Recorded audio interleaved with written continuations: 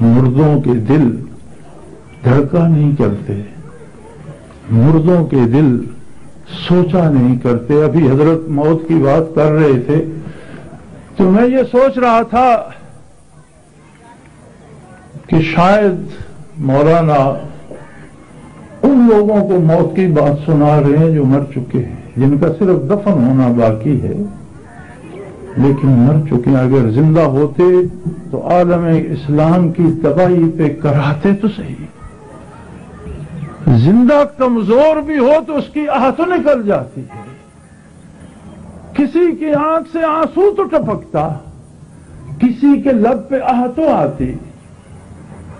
دنیا میں 200 کروڑ مسلمانوں کی آبادی ہے، دنیا کی مجموعی آبادی لگ بھگ 600 کروڑ یا 6 ارب ہے، جس میں 1/3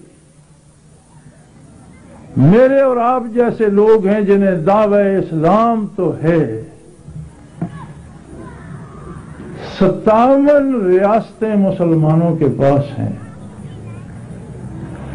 اور دنیا میں معاشیات اور انسانی زندگی کی جو ضروریات ہیں ان کا 80% ان 57 ریاستوں میں ہے، جس پہ کافر بھی زندہ ہے۔ اسلامی ریاستیں اپنا تیل، اپنی معدنیات، اپنی زراعت خود کنٹرول کر لیں تو کافر کی باری بھیک مانگنے کی آ جائے، جبکہ بھیک مسلمان مانگتا ہے۔ آپ کیا سمجھتے ہیں یہ سارے زندہ لوگ ہیں؟ کیا زندگی کے لیے اتنا امتحان کافی نہیں ہے کہ اسے خنجر چبویا جائے، اس کے سامنے عالم اسلام کی عزتیں تار تار ہوں، اس کی بچیاں چلا رہی ہوں، اس کے بچوں کے پرخچے اڑائے جا رہے ہوں، قاتل ان کے منہ میں پانی ڈالے یا دانہ ڈالے تو ڈالے۔ امت مسلمہ کی کوئی حکومت، کوئی حکمران، کوئی سیاسی جماعت، کوئی عوام، کوئی عام آدمی ایک آہ بھی نہ بھرے تو میں سمجھتا ہوں کہ یہ مردوں کا جہان ہے، جن کے دفن میں تاخیر ہو رہی ہے، زندے نہیں ہیں۔ کچھ مردے دفن ہو جاتے ہیں، کچھ کے دفن میں تاخیر ہو جاتی ہے۔ میں سمجھتا ہوں ہم وہ مردے ہیں جو ابھی چل پھر رہے ہیں، رزق اللہ کا خراب کر رہے ہیں، اللہ کی زمین پر بوجھ بنے ہوئے ہیں، اللہ کی زمین کو مزید گناہوں سے پریشان کر رہے ہیں، جبکہ انہی مردوں میں زندہ وہ لوگ ہیں جو دنیا میں دہشت گرد کہلائے اور خطرناک ترین انسان کہلائے، جنہیں قید کرنے کے بعد، ہاتھ بندھے ہوئے ہونے کے بعد بھی کافر قریب نہ جا سکے، اور ان پر آسمانوں سے آگ اور آتش برسائی گئی، بم برسائے گئے، اور کہا قیدیوں نے بغاوت کر دی، لیکن جب لاشوں کے ٹکڑے سمیٹے گئے تو ہاتھ بندھے ہوئے پائے گئے، 2 بازو اکٹھے ملے، جن کے ہاتھ رسیوں سے جکڑے ہوئے تھے۔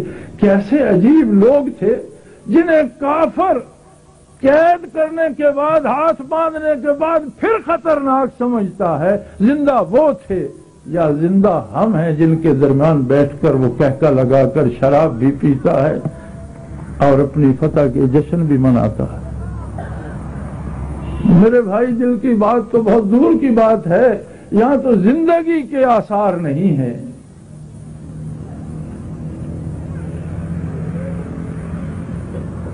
نبی علیہ الصلوۃ والسلام کا ارشاد ہے، علامہ ابن کثیر رحمۃ اللہ تعالی علیہ نے اپنی تفسیر میں نقل فرمایا کہ جب عرصہ معاشر قائم ہوگا، لوگ اٹھیں گے،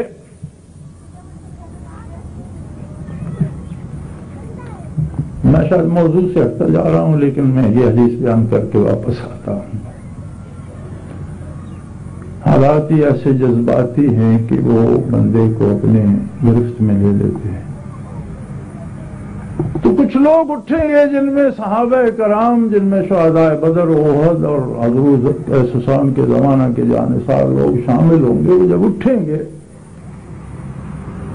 جسم کٹے پھٹے خون آلود لباس، اسلحہ پاس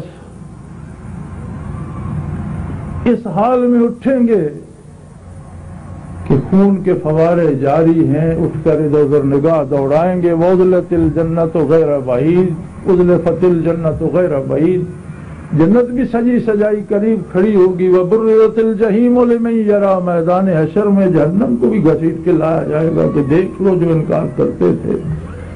تو وہ بجائے میدان کی طرف جانے کے جنت کا دروازہ جا کر کھٹکھٹائیں گے.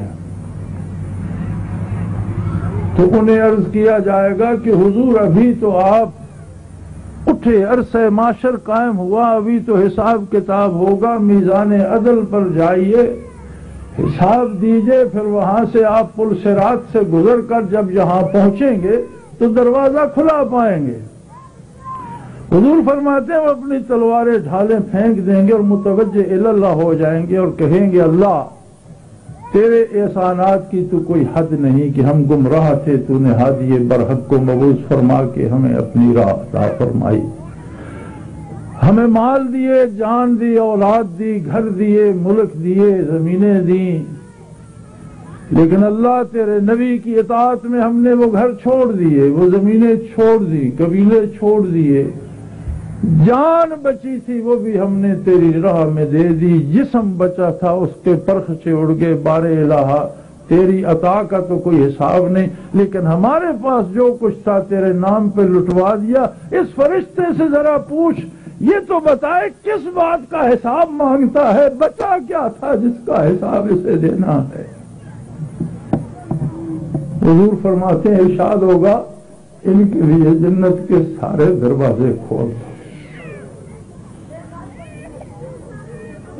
نسائی شریف میں ایک حدیث ہے، حضور علیہ الصلوۃ والسلام نے ارشاد فرمایا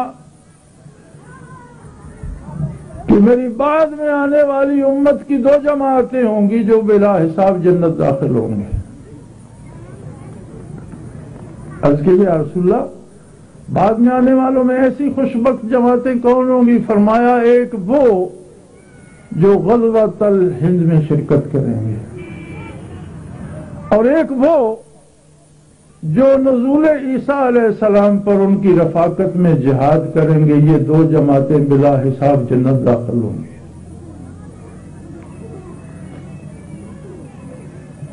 میں یہ سمجھتا ہوں کہ غزوۃ الہند کی ابتدا ان جانصاروں نے کر دی جنہوں نے دنیا کے سب سے بڑی دہشت گرد طاقت کے مقابلے میں سرنگوں ہونا پسند نہیں کیا.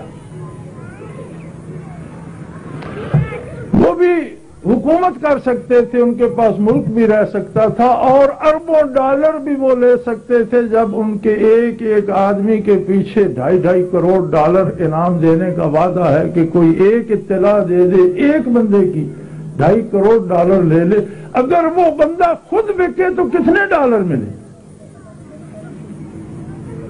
لیکن ڈالروں کو عقل گنتی ہے اور لذت آشنائی کو دل حکمران ہوتا ہے اور عقل ماتحت ہوتی ہے.